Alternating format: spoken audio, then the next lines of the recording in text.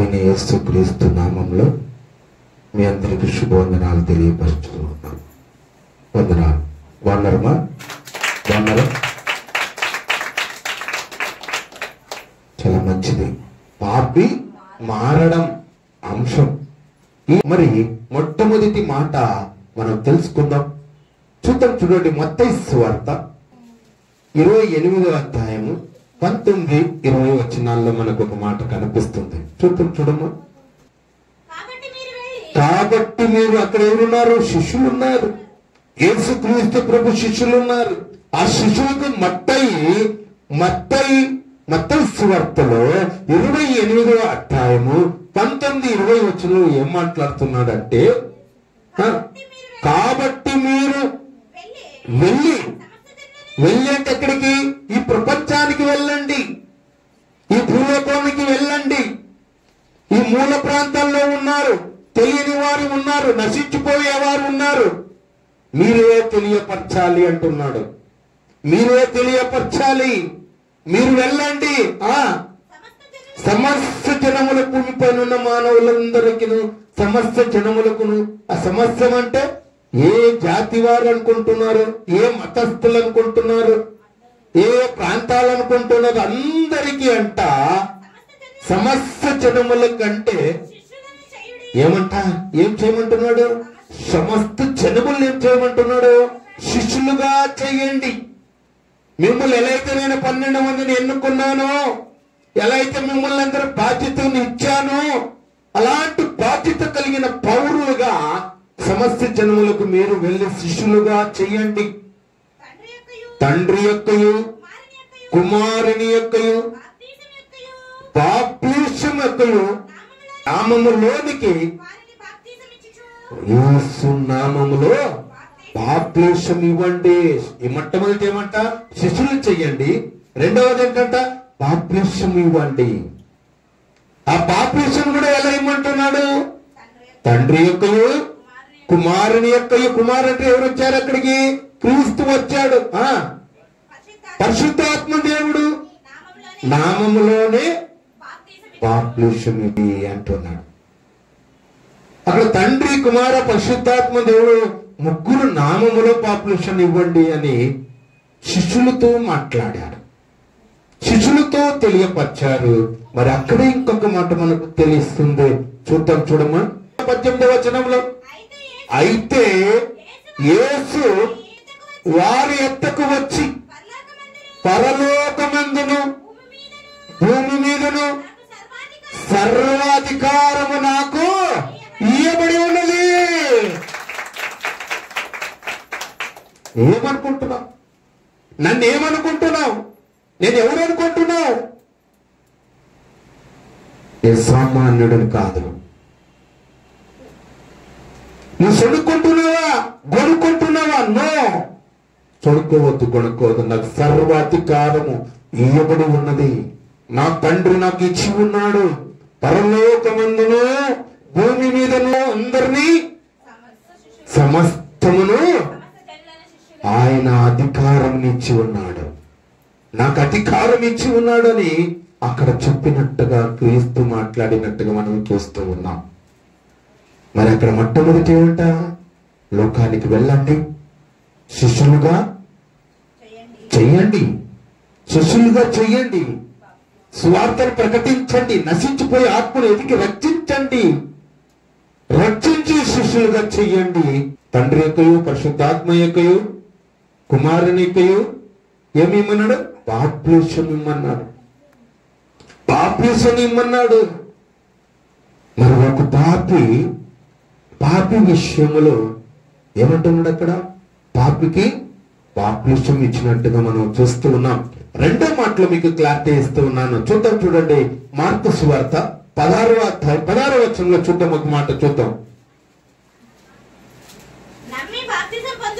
నమ్మి బాప్తిసం పొందేవారు రక్షింపబడును. నమ్మని వానికి ఏమంట? శిక్ష విధించబడనంట. సర్వాధికారం నాకు ఇవ్వబడి ఉన్నది.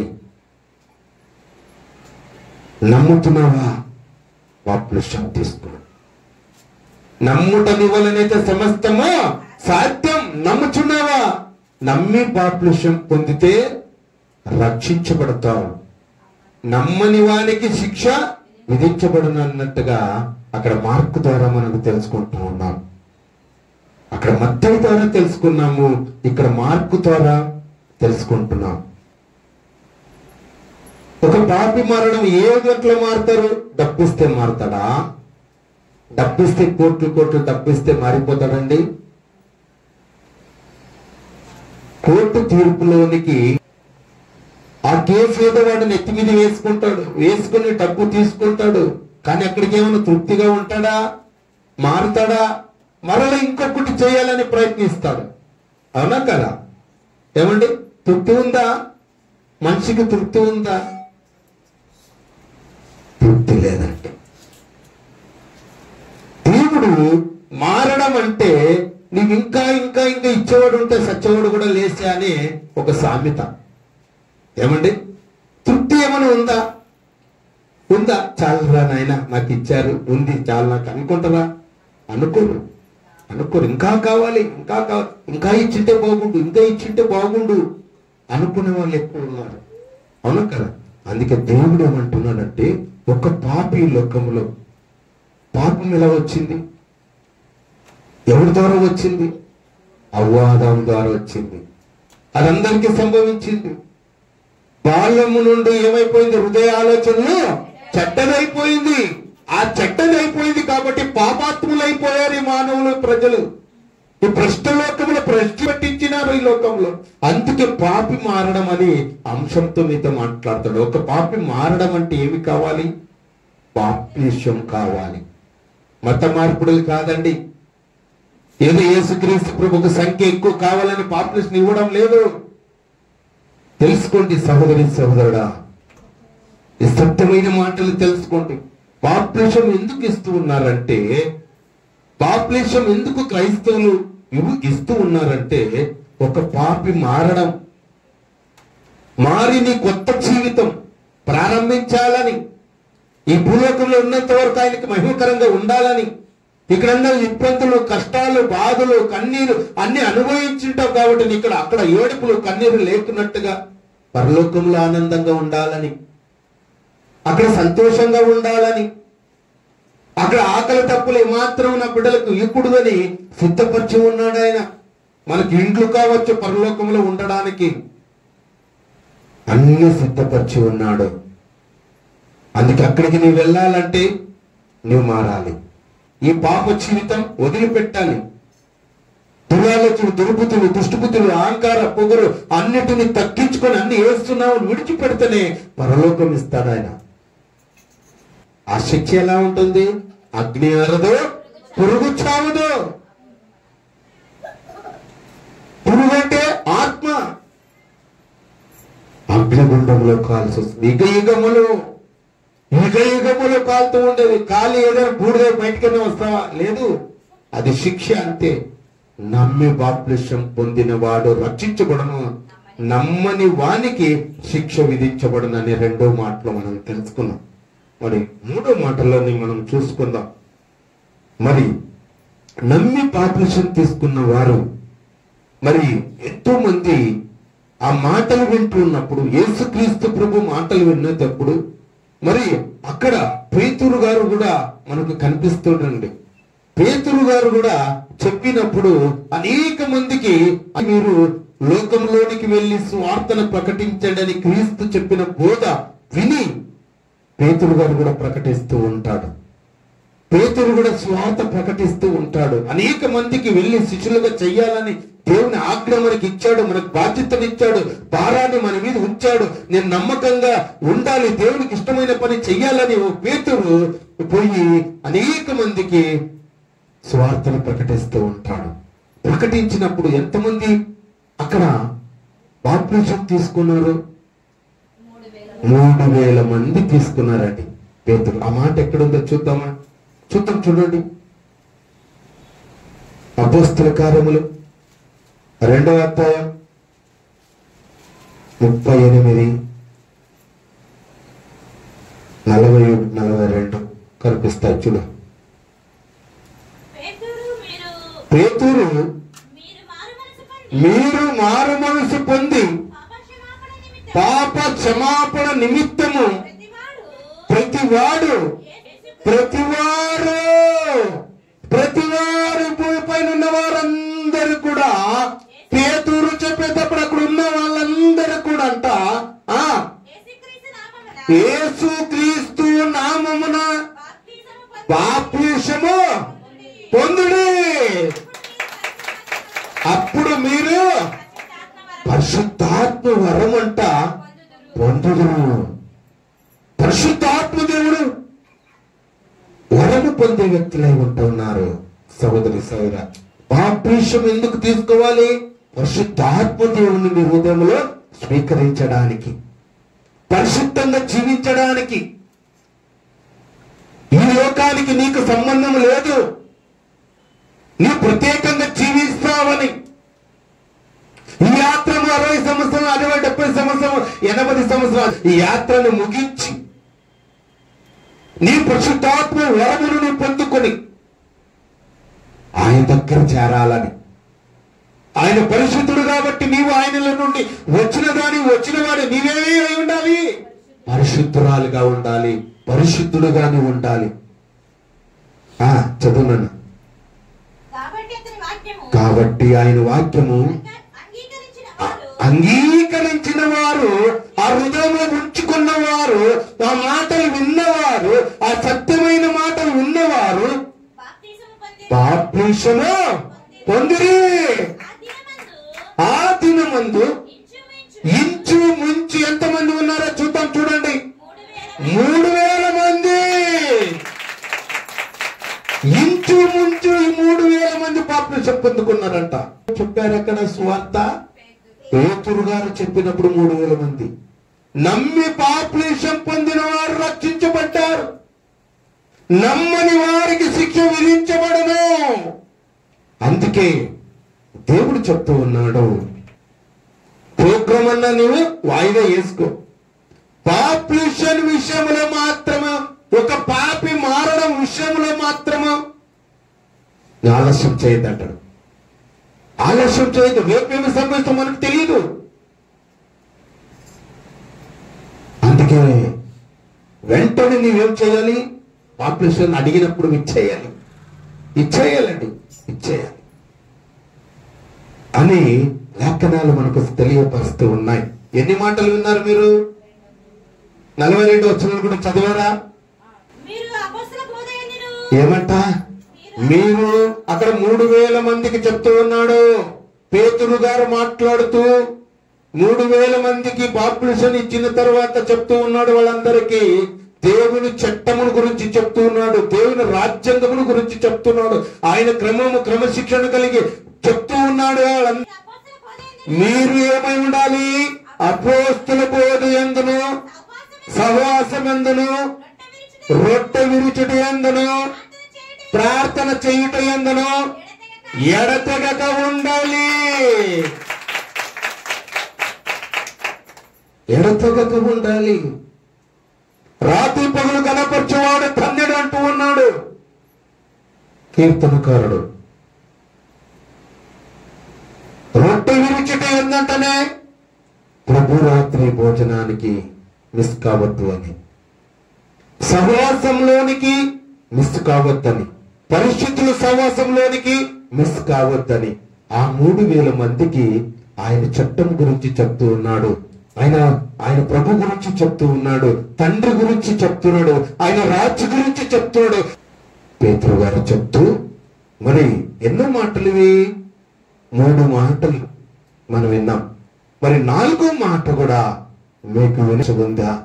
వినాలని ఆశ ఉంటే మరి కొద్దిగా చెప్పట్లు దేవునికి ముందుగా 4వ మాట కూడా మీకు తెలియపరుస్తూ ఉన్నాను. రోమిలకు రాసిన పత్రిక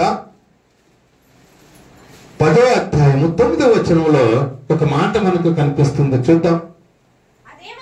అదేమనగా యేసు ప్రభు అని నీ నోటితో ఒప్పుకొని దేవుడు మృతుల్లో నుండి ఆయన లేపెనని నీ హృదయమందు విశ్వాసించిన ఎడల నీవు రక్షించబడదు. యేసుక్రీస్తు ప్రభుని నీ సొంత రక్షకుడుగా స్వీకరిస్తే నీ రక్షించబడతావు. బాప్తిసం తీసుకునే బిడ్డలారా, యవనస్తులారా, బాగా జాగ్రత్తగా మీరు వినండి. పౌలు గారు చెప్తూ ఉన్నాడు, విశ్వాసిస్తే చాలు నువ్వు రక్షించబడతావు. యేసుక్రీస్తు ప్రభుని నమ్ముకుంటే చాలు రక్షించబడతావు. ఎంత గొప్ప మాట అండి. యేసుక్రీస్తు ప్రభుని విశ్వసిస్తే చాలు, ఆ నీ నోటితో ఒప్పుకున్నప్పుడు నువ్వు రక్షించబడతావు. అంటే యేసు అంటే అంత ప్రాముఖ్యమైన వాడా? ఎస్. ఈ ప్రపంచానికి ఛాలెంజ్ చేసిన వ్యక్తి యేసుక్రీస్తు ప్రభు. నాలో పాపం ఉన్నదని ఎవడైనా స్థాపించగలరా? యేసుక్రీస్తు ప్రభు ఈ లోకంలో వచ్చినప్పుడు ఆయన ఛాలెంజ్ చేశాడు. ఎవరు నిరూపించలేకపోయారు. అంత గొప్పవాడు ఆయన.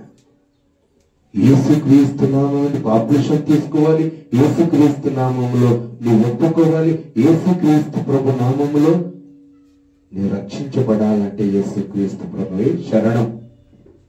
అదే మాట 9వ వచనంలో మనకు తెలియపరుస్తుంది. యేసుక్రీస్తు ప్రభుని నీ నోటితో ఒప్పుకొని దేవుడు మృతులలో నుండి ఆయన లేపెనని నీ హృదయంలో విశ్వాసించిన ఎడల నీవు రక్షించబడతావు అంటున్నాడు. విశ్వాసించితే చాలట నువ్వు రక్షించబడతావు, పరలోకాన్ని చేరతావు అనే మాట 4వ మాటలో మనకు కనిపిస్తూ ఉంది. అందుకే బాప్తిసం తీసుకోవాలంటున్నాడు ఆయన. ఈ లోకము నుండి నేను రక్షించాలని దేవుడు. బాప్తిసం తీసుకుంటే నీకు డైరెక్ట్ పరలోకం. ఇప్పుడు ఒక ఉదాహరణ మీతో చెప్పాలని ఆశపడుతున్నా. ఒక 18 ఏండ్లు అయ్యేంత వరకు ఓటర్ లిస్ట్ వస్తుందండి. 18 ఏండ్లు అయ్యేంత వరకు నీకు ఓటర్ లిస్ట్ ఇవ్వరు. అంటే అది ఒక చట్టం, అది ఒక రూల్, అది ఒక రూల్స్ రెగ్యులేషన్స్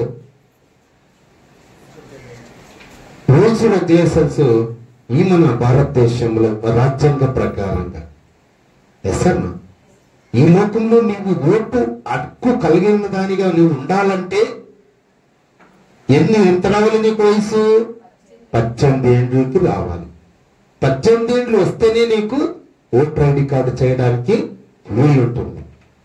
అలాగే దేవుడంట నిన్ను చూడండి, ఈ లోకంలో ఉంటేనే నీకు ఆధార్ కార్డు కావాలి, ఓటర్ ఐడి కావాలి.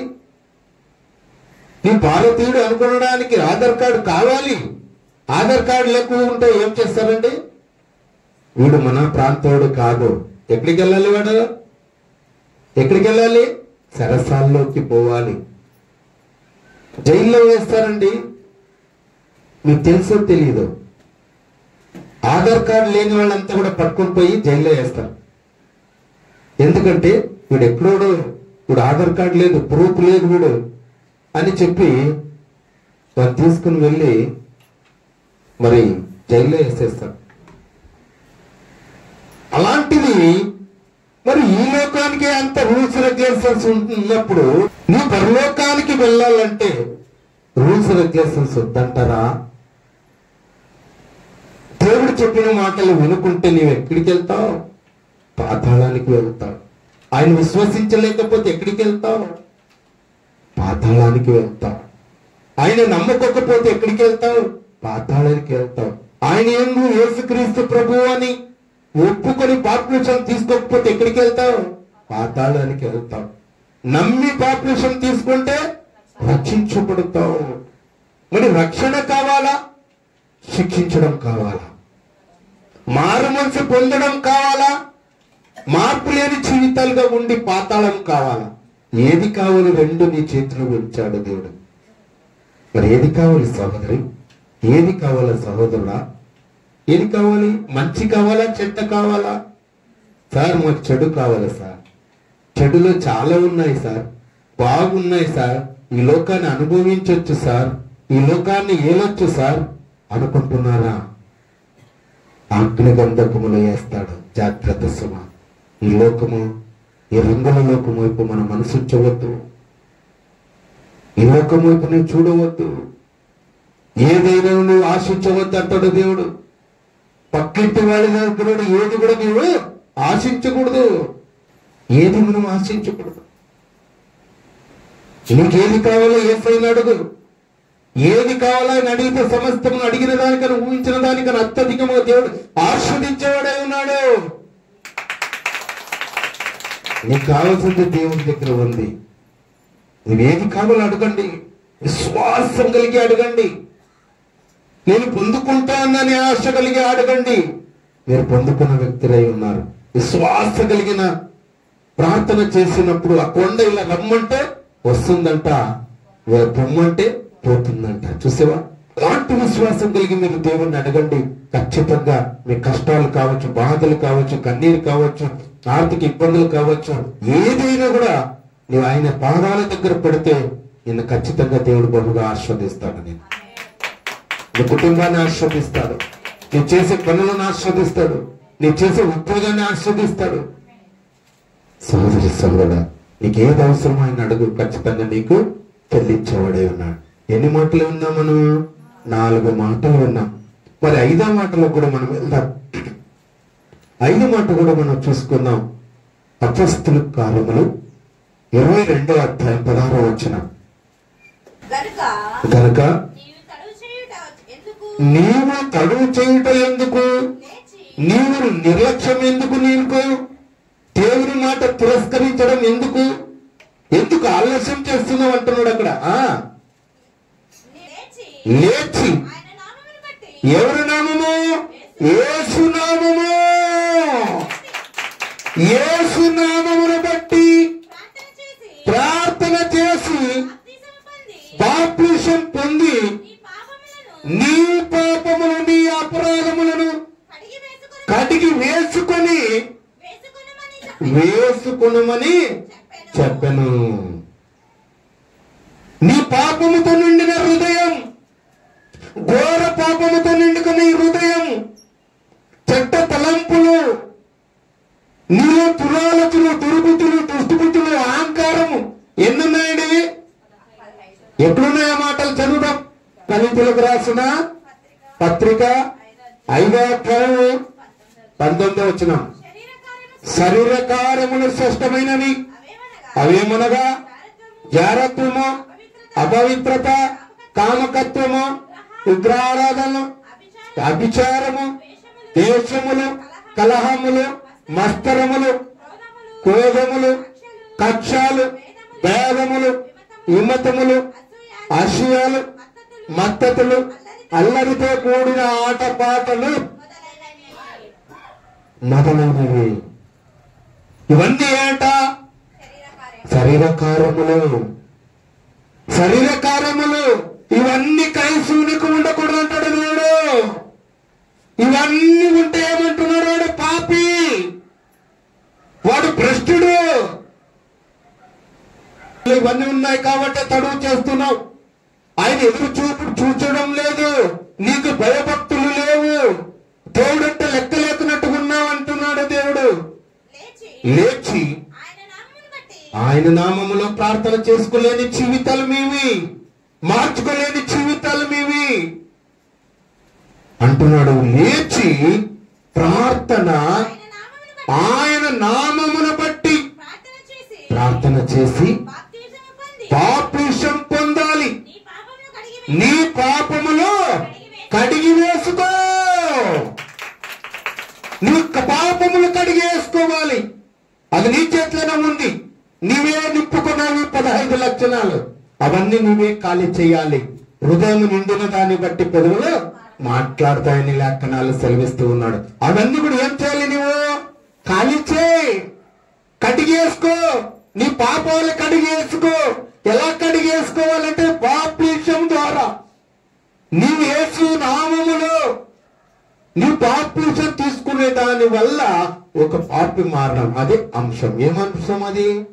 పాపి మారడం అంశం. ఈరోజు మీతో మాట్లాడుతున్నాను. ఇప్పుడు ఎన్ని మాటలు ఉన్నారు అక్కడ? చూసావా? ప్రార్థన నిర్లక్ష్యంతో ఉన్నారు. దేవుని దగ్గరికి రావడం నిర్లక్ష్యంతో ఉన్నారు.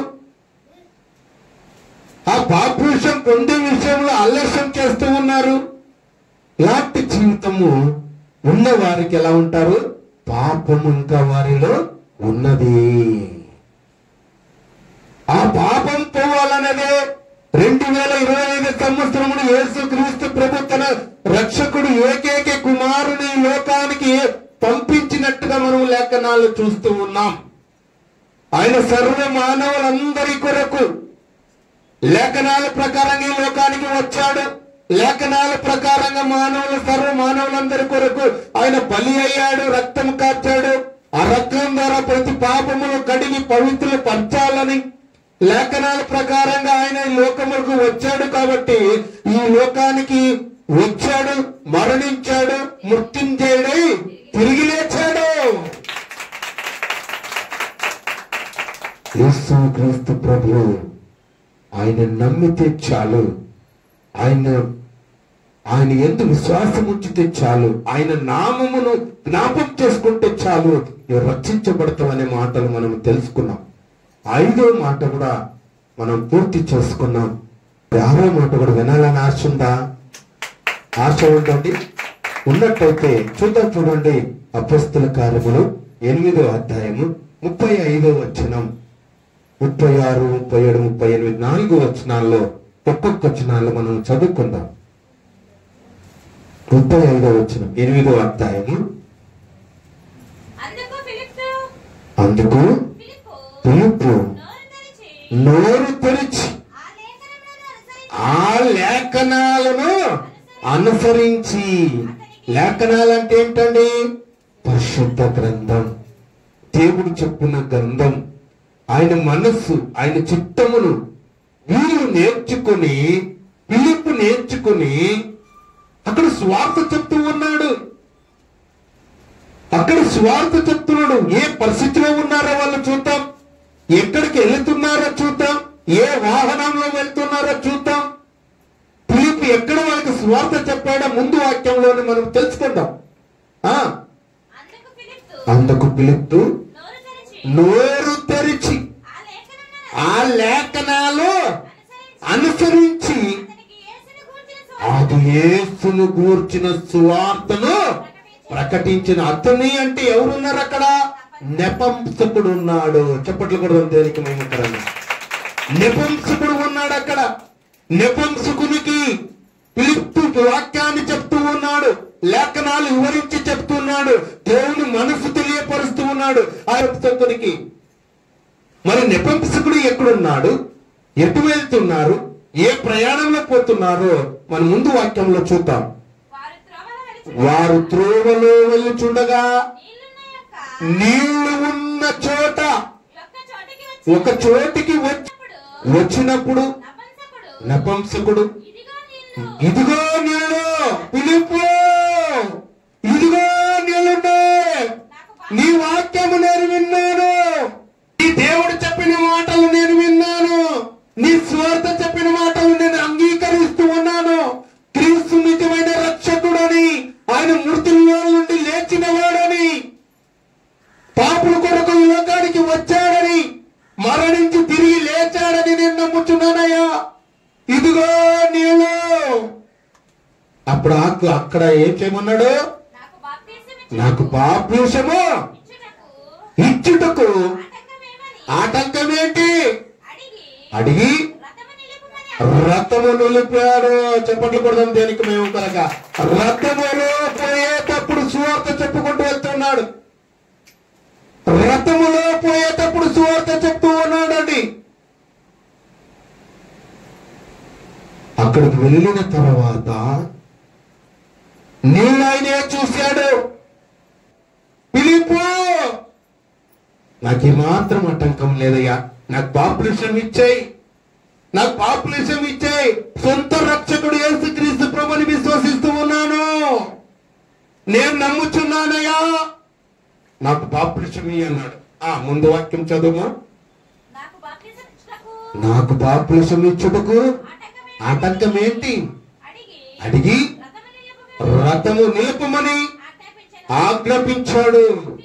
ఫిలిప్పు, నీవు పూర్ణ చూసావా అక్కడ చూడండి, ఫిలిప్పు చెప్తూ ఉన్నాడు నెపంసకునికి, పూర్ణ హృదయముతో విశ్వసించిన ఎడల పొందవచ్చునని చెప్పెను. అతడు యేసుక్రీస్తు దేవుని కుమారుడని విశ్వాసించుచున్నానని ఉత్తరం ఇచ్చను నెపంసకుడు. యేసుక్రీస్తు ప్రభువే రక్షకుడయ్యా, మమ్మల్ని రక్షించడానికి లోకానికి వచ్చాడయ్యా, నేను నమ్ముచున్నాను ఫిలిప్పు, నేను నమ్ముచున్నాను, నాకు బాప్తిసం వెంటనే ఇవ్వు. చూసావా ఎంత ఆశ అండి, ఎంత ఆశ. బాప్తిసం విషయము ఆలస్యము చేయవద్దు అనే మాటకు అక్కడ ఫిలిప్పు చెప్తున్న నెపంసకునికి ఎంత చక్కటి మాట. అప్పుడు ఆగి చదువునన్న ముందుకి,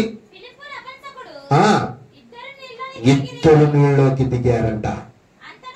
అంతటా ఫిలిప్పు అతనికి బాప్తిసము ఇచ్చను. బాప్తిసం ఇచ్చేసాడు. ఒంటరిగా నెపంసకునికి సువార్త చెప్పినప్పుడు ఆయన మారాడు. వెంటనే ఒక్కరైనా కూడా మనం ఇవ్వచ్చు అని చెప్తూ ఉన్నాడు. ఒక్కరైనా ఇచ్చాడు. ఒక పాపి మారడం మన అంశం ఏంటంట, పాపి మారడం ఎలా. మరి బాప్తిసం ఏం చేస్తుందో చూద్దాం. పేతురు రాసిన మొదటి పత్రిక మరి బాప్తిసం విషయంలో మరొక మాట మనకు తెలియపరుస్తూ ఉన్నాడు దేవుడు. చూద్దాం చూడండి, పేతురు 3వ అధ్యాయం 21వ వచనం. దానికి సాదృశ్యమైన బాప్తిసము ఇప్పుడు మిమ్మల్ని రక్షించుచున్నది. మిమ్మల్ని బాప్తిసం ఏం చేస్తుంది? రక్షిస్తుంది. ప్రమాదం నుండి రక్షిస్తుంది, పాతాళం నుండి రక్షిస్తుంది, ఈ పాపం ఊపిలో నుండి నిన్ను రక్షిస్తుంది బాప్తిసం. ఈ లోకాన్ని ముగించి నీవు దేవుని సన్నిధికి చేరాలని ఆయన రక్షణగా నీకు బాప్తిసం ఉంచాడట. అంతేగాని మత మార్పుడు చేయవాడు క్రైస్తవుడు కాదు. మత మార్పులు చేయడానికి కాదు క్రైస్తవం ఉండేది, రక్షించడానికి. యేసయ్య నామములో ఒప్పుకొని వాళ్ళ పాపాలు కడుక్కొనడం ఎంతో ప్రాముఖ్యమైనది. పరిశుద్ధంగా జీవించడం ఎంతో ప్రాముఖ్యమైనది. తన కుటుంబాన్ని సరి చేసుకుని తన దేవుడు చెప్పిన మాటను విని ఇప్పుడు మారు మనసు పొందడం దేవుడికి ఎంతో ఇష్టం. ఒకప్పుడు నువ్వు ఎలాంటి పాపివైనా, ఎలాంటి దుర్మార్గుడైనా, ఎలాంటి వ్యభిచారి అయినా, ఎటువంటి పాపి అయినా యేసు నామములో, యేసు రక్తము ప్రతి పాపములను పవిత్రులుగా చెయ్యును. యేసు రక్తము శరణం, యేసు రక్తమే ప్రతి పాపములు కడిగెను. అలాంటి వారిని పిలుస్తూ ఉన్నాడు దేవుడు. ప్రయాసపడి భారం మోస్తున్న సమస్త జనులారా నా యొద్దకు రండి, నేను నీకు విశ్రాంతి కలగజేస్తానంటూ ఉన్నాడు ఆయన. మీకు సమాధానం లేకున్నట్టున్నారా? సమాధానం ఇస్తూ ఉన్నాను. నా యొద్దకు రండి, నా యొద్దకు రండి. మన జీసస్ కాలింగ్ మినిస్ట్రీ మహిమగల సంఘం పేరు కూడా ఏంటంట? ప్రయాసపడి భారం మోస్తున్న సమస్త జనులారా నా యొద్దకు రండి, నేను మీకు విశ్రాంతి కలగజేస్తానని. ఈ మహిమగల సంఘాన్ని కూడా దేవుడు స్థిరపరిచాడు. ఎన్ని మాటలు విన్నారండి? 7 మాటలు మరో విన్నారు. మొట్టమొదటి మాట తండ్రి యొక్కయు కుమారుని యొక్కయు పరిశుద్ధాత్మ యొక్కయు నామములోనికి వారికి బాప్తిసం తీసుకున్న వ్యక్తులై ఉన్నారు. మొట్టమొదటి మాట. రెండో మాట, నమ్మి బాప్తిసం పొందినవాడు రక్షించబడును, నమ్మలేని వానికి శిక్ష విధించబడును అనే మాట రెండో మాట తెలుసుకున్నాం. మూడో మాట, పేతురు మీరు మారు మనసు పొంది పాప క్షమాపణ నిమిత్తము ప్రతి వాడు యేసు క్రీస్తు నామంలో బాప్తిసం పొంది ఉన్నారని. అక్కడ 3000 మంది బాప్తిసం తీసుకున్నట్టుగా మనం చూస్తున్నాం మూడో మాటలో. నాలుగో మాటలో నీవు చూసుకుంటే, యేసు ప్రభుని నీ నోటితో ఒప్పుకుని దేవుని మృతుల్లో నుండి లేపెనని నీ హృదయములో విశ్వసించిన ఎడల నీవు రక్షించబడు అనే 4వ మాటలో మనకు కనిపిస్తుంది. 5వ మాట, నా నామమును బట్టి ప్రార్థన చేసి బాప్తిసం పొందిన పాపులను కడిగి పవిత్రపరిచేవాడు ఆయన. మరి 5వ మాటలో మనం చూసుకున్నాం. 6వ మాటలో మనం ఏం చూసుకున్నాము? అక్కడ ఏం చేస్తున్నాము అంటే, ఫిలిప్పు నపుంసకుడికి ఆయన నీళ్లు దిగి బాప్తిసం ఇచ్చినట్టుగా ఆయన యేసుక్రీస్తు ప్రభు సొంత రక్షకుడని నమ్మి బాప్తిసం పొందినట్టుగా 6వ మాటలో మనం చూస్తున్నాం. 7వ మాటలో మనము అక్కడ బాప్తిసం మిమ్మల్ని రక్షించబడను అనే మాట మరి 7 మాటల మీద నేను పంచుకున్నాను. ఈ 7 మాటలు దేవుడి వాక్యాన్ని దీవించి బలపరచును గాక. ఆమేన్.